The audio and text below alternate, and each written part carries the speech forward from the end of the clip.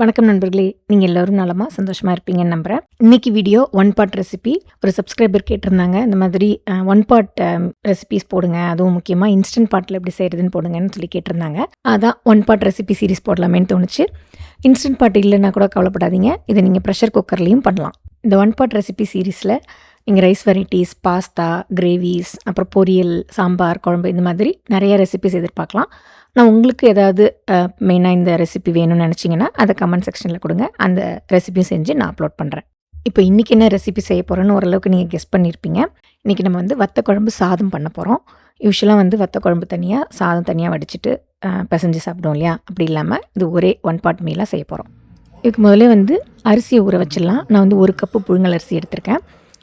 நம்ம இதை ஊற வச்சுட்டோன்னா அடுத்து வெங்காயம் தக்காளி எல்லாம் கட் பண்ணிவிட்டு வதக்கிற வரைக்கும் அது ஊறிட்டு இருக்கட்டும். ஒரு 15 மினிட்ஸ் இது ஊறினா நல்லாயிருக்கும். பச்சரிசி யூஸ் பண்ணுறீங்கன்னா அவ்வளோ நேரம் ஊற வைக்கணும்னு அவசியம் இல்லை. இதை நல்லா கழுவிட்டு இது முழுகிற அளவுக்கு தண்ணி ஊற்றி ஊற வச்சிடலாம். இது ஊறட்டும், நம்ம தாளித்து வதக்கிற வேலையெல்லாம் பண்ணிடலாம். நீங்கள் ப்ரெஷர் குக்கர் யூஸ் பண்ண போகிறீங்கன்னா அதை அடுப்பில் வச்சு நான் எப்படி பண்ணுறனோ அதே மெத்தட் ஃபாலோ பண்ணிக்கோங்க. இன்ஸ்டன்ட் பாட் யூஸ் பண்ணுறீங்கன்னா அது சாட்டை மோடில் போட்டுட்டு 2 டீஸ்பூன் அளவுக்கு நல்லெண்ணெய் ஊற்றி சூடு பண்ணிக்கோங்க.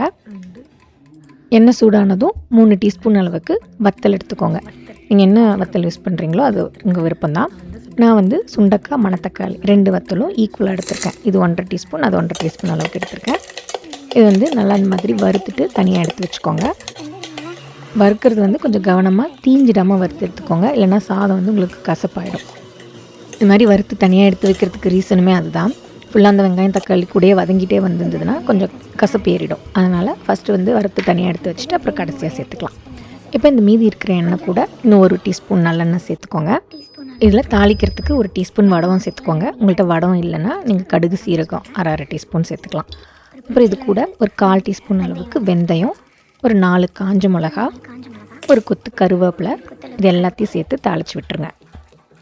இது தாளித்து விட்டதுக்கப்புறம் இது கூட ஒரு 1/4 கப் அளவுக்கு பூண்டு பல் சேர்த்துக்கோங்க. ஒரு 15லேருந்து 20 பல் சேர்த்துக்கலாம். இல்லைனா உங்களுக்கு எவ்வளோ தேவையோ அதுக்கேற்ற மாதிரி சேர்த்துக்கோங்க. ஆனால் வத்த குழம்பு சாதத்தில் கொஞ்சம் பூண்டு அதிகமாக இருந்தாலே அது தனி டேஸ்ட் தான். அடுத்து ஒரு 15 சின்ன வெங்காயம், இது 2யும் சேர்த்து லேசாக அது பொன்னிறமாக ஆகிற அளவுக்கு வதக்கி விட்டுருங்க. பூண்டு வெங்காயமும் இந்த அளவு வதங்கினதுக்கப்புறம் இது கூட ஒரு மீடியம் சைஸ் தக்காளி பழத்தை இந்த மாதிரி நறுக்கிட்டு சேர்த்துக்கோங்க.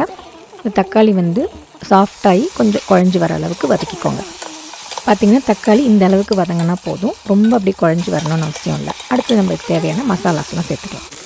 இது கூட அரை டீஸ்பூன் அளவுக்கு மஞ்சத்தூள், 2 டீஸ்பூன் அளவுக்கு குழம்பு மிளகாய்த்தூள், இல்லை உங்கள் காரத்துக்கு ஏற்ற மாதிரி நீங்கள் கூட குறைய சேர்த்துக்கலாம். நான் வீட்டில் அரைச்ச மிளகாய்த்தூள் தான் யூஸ் பண்ணுறேன்.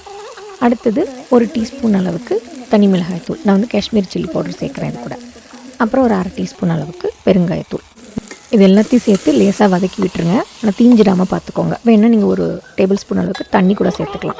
மசாலாஸ் எல்லாம் லேசாக வதக்கினதுக்கப்புறம் இது கூட ஒரு சின்ன லெமன் சைஸ் அளவுக்கு புளியை நல்லா திக்காக கரைச்சி எடுத்துக்கோங்க. தண்ணி ரொம்ப நிறைய ஊற்றி கரைச்சிடாதீங்க. ஒரு 1/4 கப் அளவுக்கு வர மாதிரி கரைச்சிட்டு அந்த புளி தண்ணி இது கூட சேர்த்து நல்லா மிக்ஸ் பண்ணி விட்டுருங்க. புளி தண்ணி கூடவே சாதத்துக்கு தேவையான அளவு உப்பையும் சேர்த்து நல்லா அது பச்சை வாசனை போகிற அளவுக்கு வதக்கி விட்டுருங்க. வேணும்னா இன்னும் கொஞ்சோண்டு ஒரு 2 டேபிள் ஸ்பூன் அளவுக்கு தண்ணி கூட நீங்கள் எக்ஸ்ட்ரா சேர்த்துக்கலாம். புளி தண்ணி பச்சை வாசனை போக வதக்கினதுக்கப்புறம் இது கூட நம்ம வறுத்து வச்சுருந்த அந்த வத்தல், அப்புறம் ஊற வச்சுருந்த அந்த அரிசி, இது 2யும் சேர்த்து நல்லா கலந்து விட்டுருங்க. வத்தலையும் அரிசியும் சேர்த்து ரொம்ப நேரம் வதக்கணும்னு அவசியம் இல்லை. ஜஸ்ட் இது நல்லா மிக்ஸ் ஆகிற அளவுக்கு ஒரு 40 to 50 செகண்ட்ஸ் வதக்கினா போதும். இந்த அளவு வதங்கினதுக்கப்புறம் நம்ம அரிசிக்கு தேவையான அளவு தண்ணியை சேர்த்துக்க போகிறோம். தண்ணி அளவு பார்த்திங்கன்னா 1 கப்பு அரிசிக்கு நான் 2 கப்பு தண்ணி ஊற்றுறேன். ஏன்னா புழுங்கல் அரிசிங்கிறதால நான் 2 கப்பு ஊற்றுறேன். நீங்கள் பச்சரிசி யூஸ் பண்ணுறீங்கன்னா ஒரு 1/4 கப் அளவுக்கு தண்ணி குறைச்சிக்கோங்க. இப்போ இந்த புழுங்கல் அரிசிக்கே நான் 1 கப்புக்கு 2 கப்பு ஊற்றிருக்கேன் இல்லையா, இதுக்கு கொஞ்சம் ஸ்டிக்கியாக வரும். அது அந்த கன்சிஸ்டன்சி எங்கள் எல்லாருக்கும் பிடிக்குன்றதால நான் அந்தளவுக்கு தண்ணி சேர்த்துருக்கேன். உங்களுக்கு இன்னும் ட்ரையாக வேணும்னா நீங்கள் தண்ணி அளவை புழுங்கல் அரிசிக்குமே கொஞ்சம் கம்மி பண்ணிக்கலாம். தண்ணி சேர்த்து கலந்துட்டு உப்பு செக் பண்ணிவிட்டு தேவைப்பட்டால் சேர்த்துக்கோங்க. அப்புறம் இந்த மாதிரி ஒரு கொதி ஆரம்பிக்கிற வரைக்கும் இதை விடுங்க.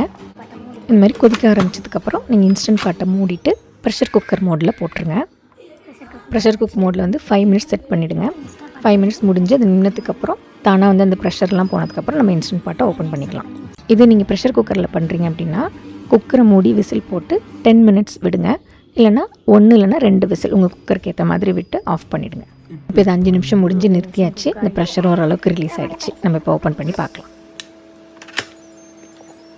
பார்த்திங்களா, ரொம்ப அருமையாக 1 பாட் வத்த குழம்பு சாதம் ரெடி. இப்போ இது மேலே ஒரே ஒரு டீஸ்பூன் நல்லெண்ணெய் சேர்த்து லேசாக கிளறி எடுத்து சாப்பிட்டு பாருங்கள், அட்டகாசமாக இருக்கும். இப்போ இந்த வத்த குழம்பு சாதத்துக்கு கூட ஒரு வேக வச்ச முட்டை இல்லைனா ஆம்லெட்டு அவ்வளோ ஏங்க வெறும் சுட்ட அப்பளம் சேர்த்து கொடுத்தா கூடவே மிச்சம் வைக்காமல் சாப்பிட்ருவாங்க. இது நீங்கள் லஞ்ச் பாக்ஸுக்கு கொடுத்து விட்றதுக்குமே ஒரு ஈஸியான சூப்பரான ரெசிபி. நான் இது கூட என்ன கொடுத்துருந்தேன்னா சுட்ட அப்பளம் அதோட கோவக்காய் பொரியல் கொடுத்துருந்தேன். இந்த கோவக்காய் பொரியல் வந்து நீங்கள் பல விதமாக செய்யலாம். அன்றைக்கி நான் எப்படி செஞ்சுருந்தேன்னா கோவக்காய் கூட வந்து பாசிப்பருப்பு ஊற வச்சு சேர்த்து பொரியல் மாதிரி பண்ணியிருந்தேன். அது மட்டும் இல்லை, நீங்கள் கோவக்காய் கூட வந்து வறுத்த வேர்க்கடலையும் சேர்த்து பொரியல் மாதிரி பண்ணலாம். ரெண்டுமே இதுக்கு சூப்பராக இருக்கும். நான் அந்த கோவக்காய் பொரியல் ரெசிபி ஏற்கனவே சேனலில் போட்டிருக்கேன். அதோட லிங்க் டிஸ்கிரிப்ஷனில் கொடுக்குறேன், வேணால் நீங்கள் அதையும் பார்த்து தெரிஞ்சுக்கோங்க. என்ன நண்பர்களே, இன்றைக்கி பார்த்த இந்த 1 பாட் வத்த குழம்பு சாதம் ரெசிபி உங்களுக்கு பிடிச்சிருந்ததா? இந்த மாதிரி நிறைய 1 பாட் ரெசிபிஸ் பார்க்கணுன்னா நம்ம சேனலை சப்ஸ்கிரைப் பண்ணிவிட்டு ஃபாலோ பண்ணிக்கோங்க. நான் இந்த 1 பாட் சீரீஸில் போடுற ரெசிபிஸ் ஒரு பக்கம் இருக்கட்டும், உங்களுக்கு ஏதாவது இது எப்படி 1 பாட் மீலாக செய்யலாம் அப்படின்னு தோணுச்சுன்னா அதை கமெண்ட் செக்ஷனில் கொடுங்க. நான் அதையும் ட்ரை பண்ணிவிட்டு வீடியோவாக அப்லோட் பண்ணுறேன். அதுக்கு நடுவில் இந்த வத்த குழம்பு சாதத்தை ட்ரை பண்ணி பார்த்துட்டு எப்படி இருந்துச்சுன்னு உங்கள் கமெண்ட்ஸை கமெண்ட் பாக்ஸில் போட மறந்துடாதீங்க. அப்படியே இந்த வீடியோ பிடிச்சிருந்தா ஒரு லைக் போட்டு உங்கள் ஃப்ரெண்ட்ஸுக்கும் ஷேர் பண்ணுங்கள். இன்னொரு வீடியோவில் பார்க்கலாம்.